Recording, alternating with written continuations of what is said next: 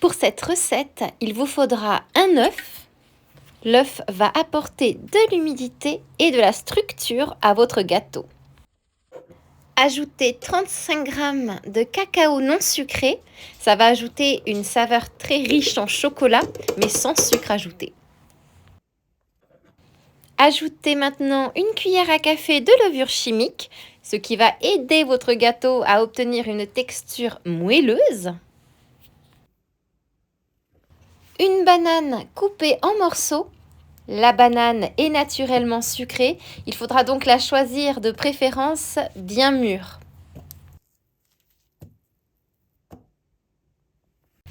Et mixez le tout avec un mixeur plongeant, histoire de ne pas s'embêter, jusqu'à ce que le tout soit lisse. Ça va vous prendre seulement quelques secondes.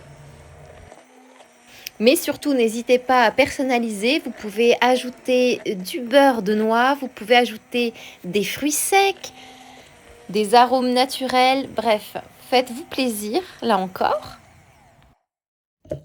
On obtient une magnifique texture bien soyeuse. Et déposez le tout dans un petit moule à gâteau recouvert d'une feuille de papier cuisson.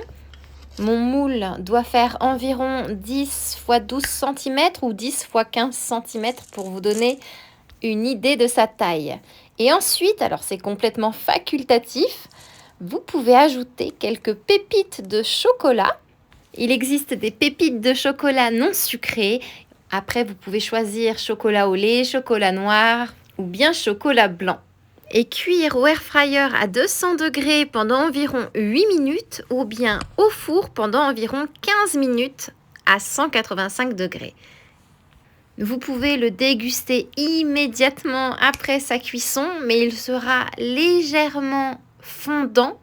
Ou bien comme moi, vous pouvez le déposer dans votre réfrigérateur pendant environ 15 minutes et ensuite le découper en tranches pour le partager et le manger.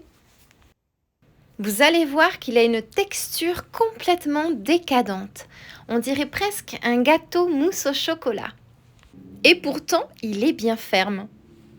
Ce gâteau sans gluten, ce gâteau sans farine est un gâteau banane cacao qui est une alternative fantastique quand par exemple on n'a pas le temps de cuisiner ou qu'on a envie de se faire plaisir de façon saine. Et on peut manger ce gâteau avec une tasse de lait froid ou alors un café ou alors un thé, mais en plus, on peut aussi l'émietter par exemple dans un yaourt nature ou simplement pour garnir des morceaux de pâte philo que vous ferez dorer à la poêle, à servir par exemple avec une crème glacée maison. Et maintenant, il ne me reste plus qu'à vous souhaiter une délicieuse dégustation chocolatée.